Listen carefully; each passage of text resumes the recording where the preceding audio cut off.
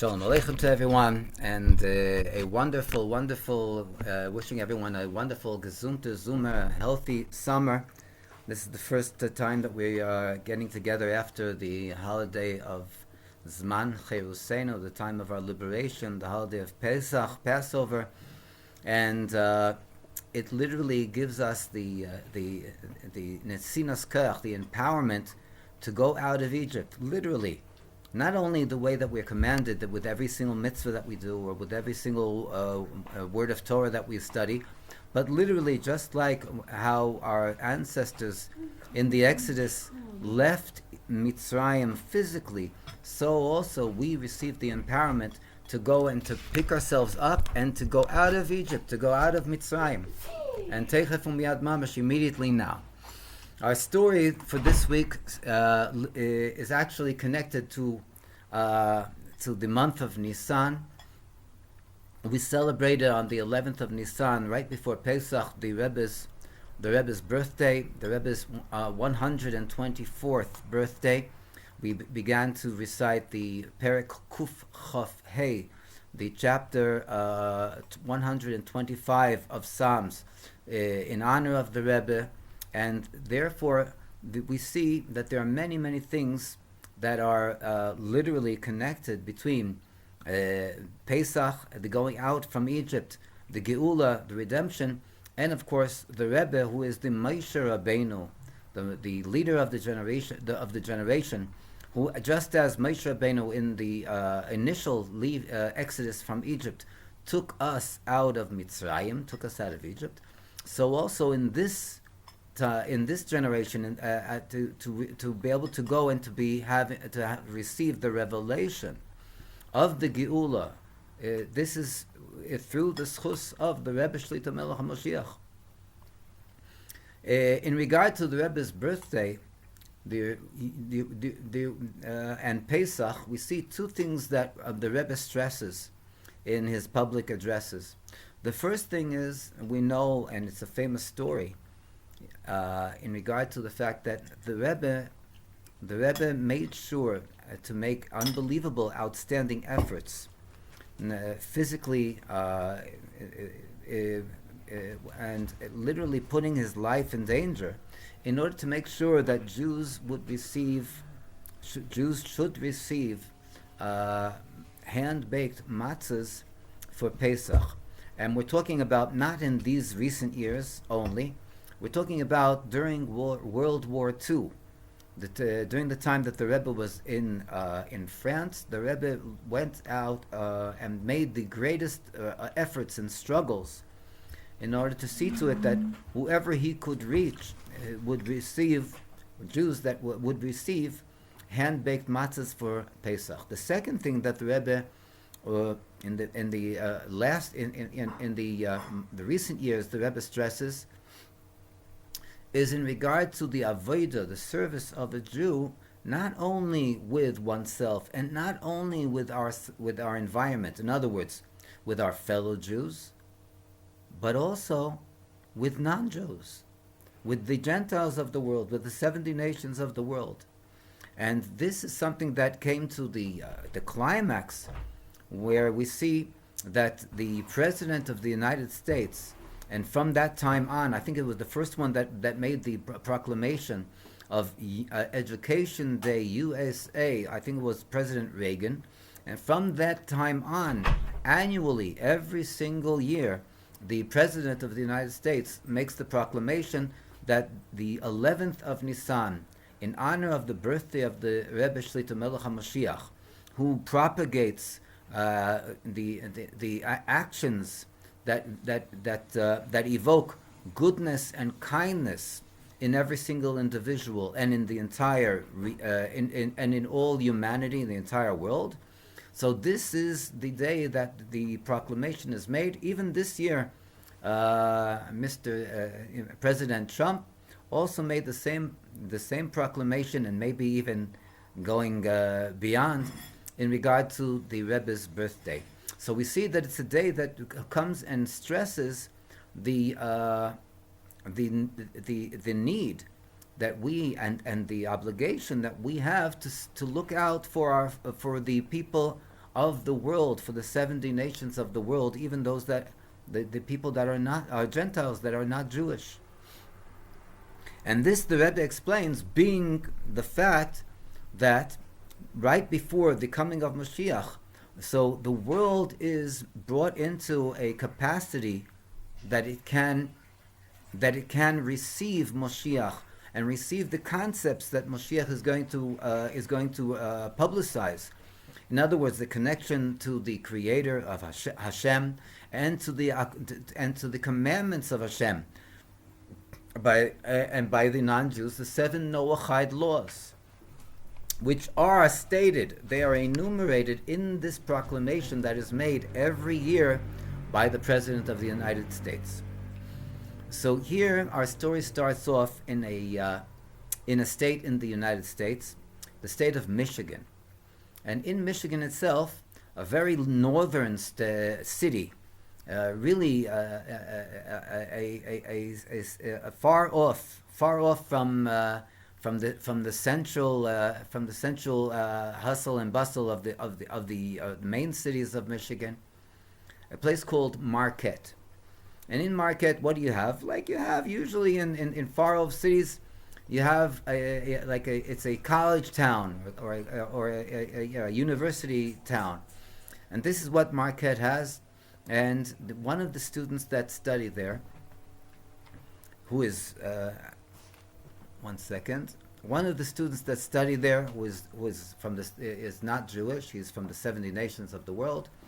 He began to take interest in Judaism, one way or another, things that he heard, things that he read, and he reached out. He made a visit to Israel with a group. While he was in Israel, he went and he made a connection with a person who was very learned in Kabbalah and works with different computer programs in order to go and to be able to help people in their personal Kabbalistic codes and with their personal Kabbalistic life coaching. And by the way, it happens to be little old me. And this person has been studying with me for over a year's time. And he's really taking interest in the concepts of the Torah, the concepts of Hasidic philosophy, and in pursuing Judaism. Comes before Pesach, and we're speaking about the Exodus from Egypt and the night of the Seder, and what does he have as far as his plans are concerned. And he tells me that he doesn't really know what he's going to be doing for the night of the Seder. He doesn't even know if he'll be able to get a holiday off from the school. And personally, I told him, I recommended to him, in order to be able to go and to start learning Judaism from the inside, even though he's not Jewish yet, but since he is pursuing Judaism, he should try to make a contact with the closest Chabad house in order for him to be able to take part in the night of the Seder there. Obviously, only with the permission of the shliach there, and making it known that he's only pursuing Judaism. He's not Jewish yet, and we have a session once a week. And that was his assignment for that week. The following week, it's all before Pesach, so we get together on Zoom, and he tells me he has wonderful news. I say, "What's the news?" He says that despite the fact that he won't be taking part in the Seder in the Chabad house, he found where the Chabad house is. It's about a 3-hour trip. That's like driving from here till, depending on the traffic, to the Merkaz, to the Tel Aviv area, the center of Israel. And over there it's with snow. But he made contact with the shliach in one of the neighboring 3 hours away, neighboring towns. And the shliach sent him the flyer that he put out for Passover, advertising the Passover Seders the first and second Seder of the beginning of the holiday, and also advertising the last day of this of Yontif, the two last days, which we know we celebrate with the Seudas Mashiach, with the feast in honor of the great light of Mashiach that is revealed, eating matzah, drinking 4 cups of wine, and so he tells me that he won't be participating in the Seder, and he explained to me why. He said because he's been in this town for 3 years. This is his 3rd year.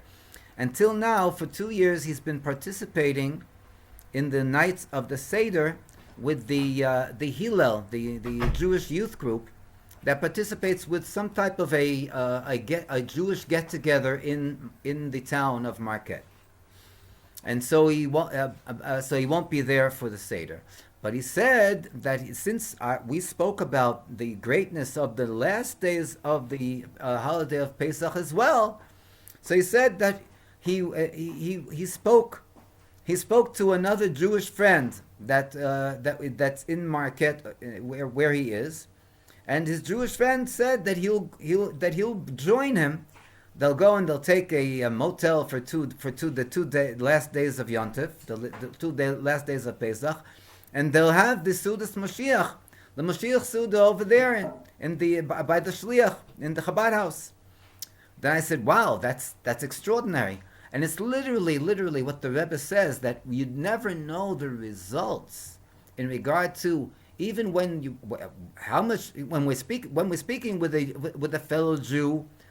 There's definitely, we know that there are results from every single thing, every single action, even our thought. But even you never know the results that are going to be coming when we speak to a person that is not Jewish yet. And here he's going and he's having an effect on another Jew to come with him to the Chabad house, 3-hour drive, for the last 2 days of Pesach. Then he shocked me totally. He says, and in regard to what you said, he was addressing me, in regard to what you said about matzah, because we spoke about matzah, and he told me that the only matzah that they have, that they were able to get in Marquette, is in the Jewish part of the, they have like a Jewish portion of the supermarket. Yeah, you can get gefilte fish, you can get borscht, and you can get square matzah, machine-made matzah. So he said, we said that it's much more auspicious to go and to get hand-baked matzah. So he says, where could you get hand-baked matzah? I mean, there's no matzah bakery around here in Marquette. So I seem to remember, this was the weeks before, that there was some type of an advertisement that you can get hand-baked matzah shipped through Amazon.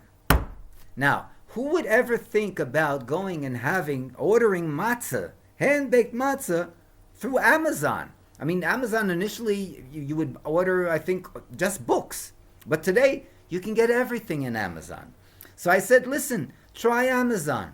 So that was only something that I was suggesting to him. So here, the week before Pesach, he says, Rabbi, don't worry. I put in my order for hand-baked matzahs to Amazon, and guess what? He tells me, the matzahs already arrived. I said, what? He says, yeah, I have the matzahs here in my room. I asked him, how many matzahs did you get? So it's a box of 7 matzahs. 7 matzahs, it's more or less, that's a pound of matzah. So I said, wow, unbelievable. And he smiles and he says, and you know what I'm going to do with the matzah? I said, what? He said, just what we spoke about. I'm going to go to the night of the Seder with the Hillel. They only have they only have machine-baked matzahs, the square matzahs. I'm going to share my matzahs, the hand-baked matzahs, with all the people that are coming to the Seder. So in the schus of this person, this the righteous Gentile, the chosid umas ha'olam, who was pursuing Judaism, there were Jews on the night of the Seder. Maybe, probably, they only made one Seder night. They didn't make 2 in Hillel. There were Jews that were able to eat. I told him all you need to eat for each person is a third of a matzah. That's basically a kazayis. So he says there were Jews that ate matzah, hand-baked matzahs, the night of the Seder in Marquette, Michigan. Anyway, this comes to teach us. This comes as a reflection of every single machshov, dibur, and maisa, every single thought and utterance of speech and action that we have in order to go and to bring about the final results. And the final results is not just eating matzah on the night of Pesach, not only eating matzah on Achon Shel Pesach, but actually bringing Moshiach, bringing the revelation of the Rebbe Shlita Melech Ha'Moshiach, and it should be Teichef Umiyad, mamish, immediately now. Yechi Adonenu, Morenu, Verabenu, Amelech Ha'Moshiach, Chai v'Kayam le'olam voed. Amen.